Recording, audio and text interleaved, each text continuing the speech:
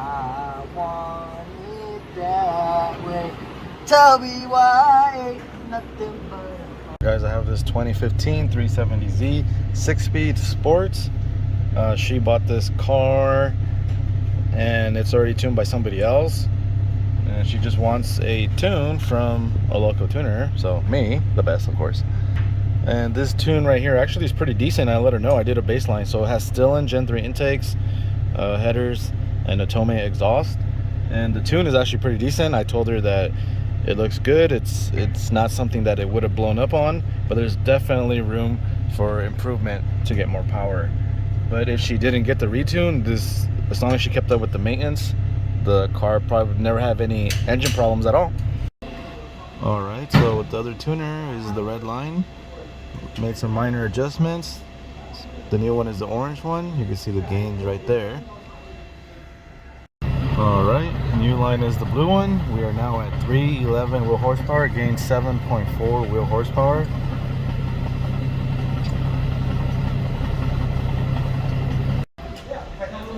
Final numbers.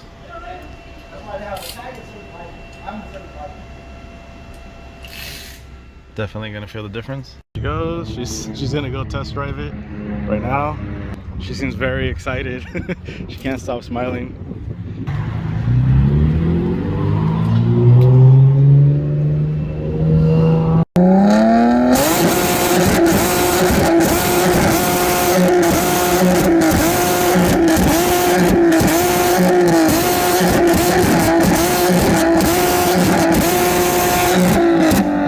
What's up guys, I have this, I believe it's a 08 G35 HR. It's currently tuned by somebody in the Whittier area. Car came in for diagnostics. From what I know, the car just sputters a lot on when I guess you take off. Anything under 3,000 RPM. And like certain conditions. So I guess the main issue is it sputters. Just certain throttle conditions is not good. So I'm not sure exactly what they check. I literally just got on the car, so I literally just fixed it like in less than 3 minutes. So I believe from the information George told me quickly is they changed the spark plugs. They took out his injectors. I believe he has some Bosch injectors, but they were fine. And they went ahead and cleaned them anyways. They tested them again. They're fine. Put them back on. It does the same thing. So everything is the same. Still has the same issues. They couldn't find anything. So George just thinking it's the tune from the other tuner. So I went ahead and just made a quick tune real quick. Let it idle and rev, and the problem went away. So I guess just the tune from the tuner in Whittier. And then I checked this guy and his IG, and he actually messaged me for a tune, but for some reason he just refused to answer my questions. So if you don't answer my questions, I'm not going to answer you. I'm not going to give you any pricing or nothing. I need to know the answer to my questions. So in the end, his car turned out to come here anyways and get a tune by me.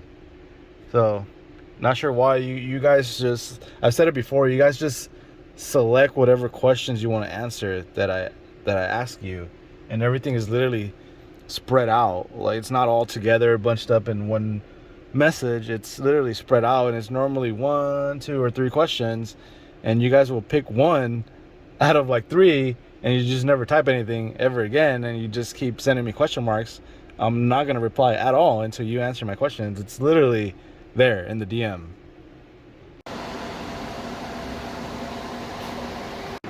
Alright guys, so car is on the dyno. There is no baseline pull because, well, the car didn't run right. So I already put my tune in there, how I did earlier. I've already done some pulls so I can be able to go to red line, and let's see what this car does. It seems like, I don't know if it's leaking oil from the valve covers, but or burning oil. I think it's burning it from the it's leaking out of the valve covers, so it's smoking from there, I think.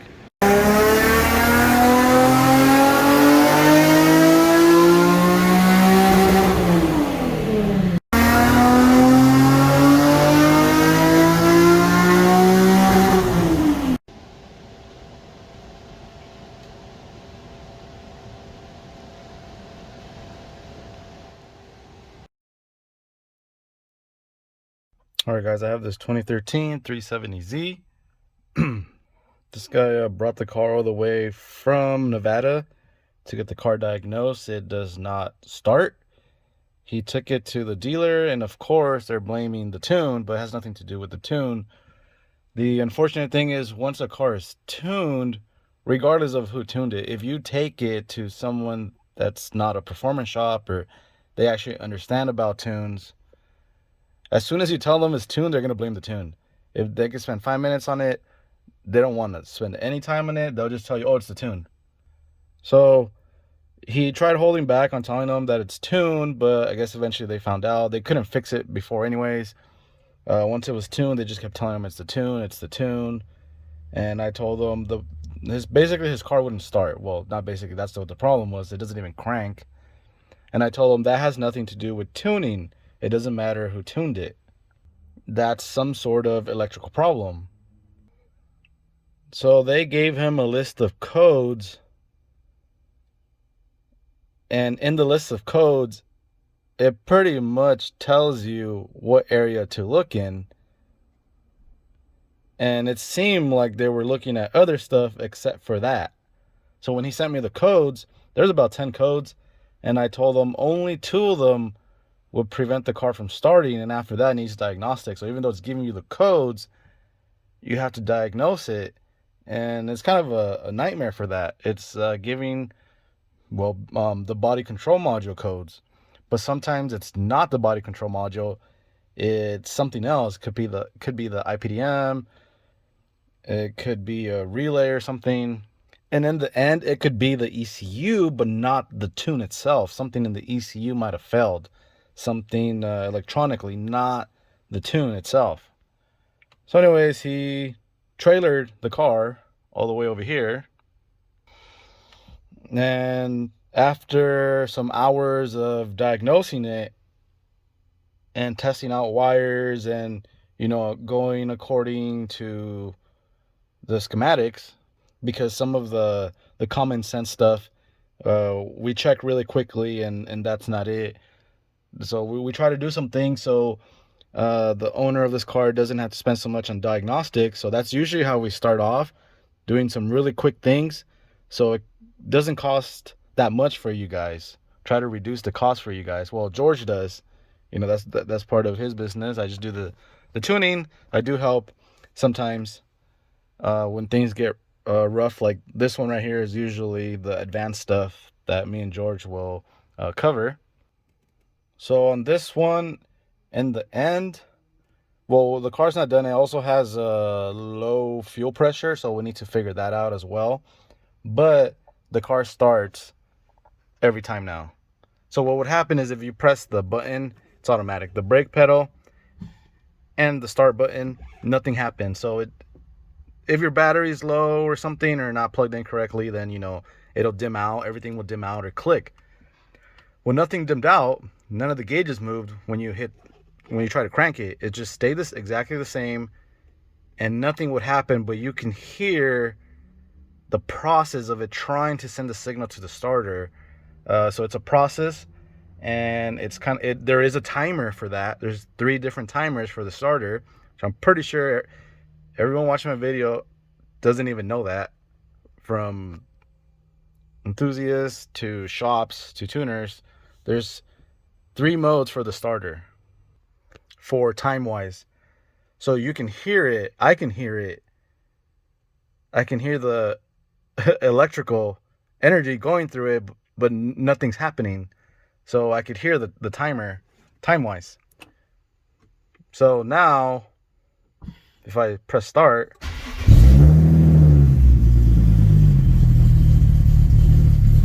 and you can hear that there's a second problem, but now the car starts every single time.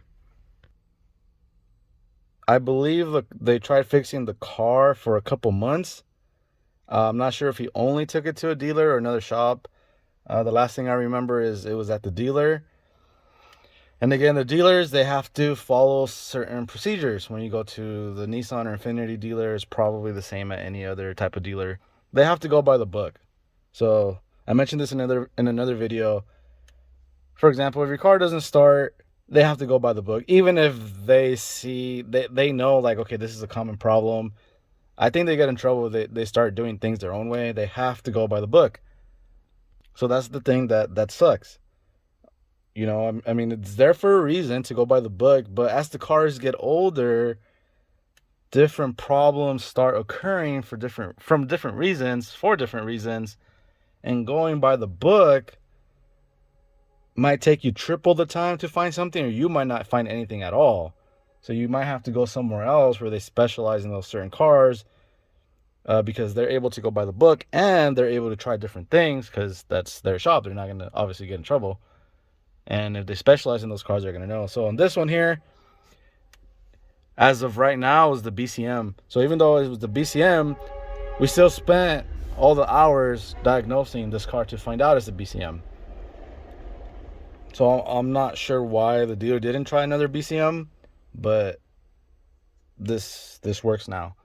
So the car starts. So the next thing to do is try and fix the low fuel pressure so the car can run correctly. That's why it has a check engine light. The check engine light, it just says it has a cold start issue. It starts up fine, obviously, but it's because it has low fuel pressure. So we need to get that fixed. And then, so I believe this might have been the biggest problem to get the car to crank and to start. All right, guys. So it is now Tuesday, the day after the holiday. So the shop was closed on Monday here. So let's go ahead and start this car. Still starts normal. Has a check engine light because it hasn't been clear from all the problems it's been having from when we turn it on over here. So it starts every single time now, and it did have a sputtering issue, like low fuel pressure, and that was already fixed today. So the car basically came like this already. We just have to put some of the plastic parts back on. Some of them were already off, so we're just gonna put some of them back on and test drive the car. So the starting issue, we've already tested multiple times. It starts every single time. Before, when it came in, the car wouldn't even start at all. You would press the start button and this would stay lit up, nothing would happen, but you could hear that the signal was being sent, but nothing was happening. Then after that, once that was fixed, then the issue was the low fuel pressure, and now that is fixed as well. And this guy lives in Nevada, so I'm gonna go ahead and call him or send him a message, let him know that his car is ready. But that's after we go ahead and just test drive it, make sure that the fuel is good, which obviously it is for the most part, at least right now, without actually logging it or checking anything, because it doesn't turn off, and it sounded like it just wanted to shut off instantly as soon as you turned it off. So yeah, believe this one is finally fixed. And that's it for this one. All right, so I just test drove it. Everything is good on the car. It's ready to go. The owner said he's gonna fly over and pick it up tomorrow, and then he can drive it back to Nevada. And that's it for this one here. And this guy here, he wants me to check if the car is tuned. He's having some issues, so I'm gonna go ahead and see if it has a tune in there.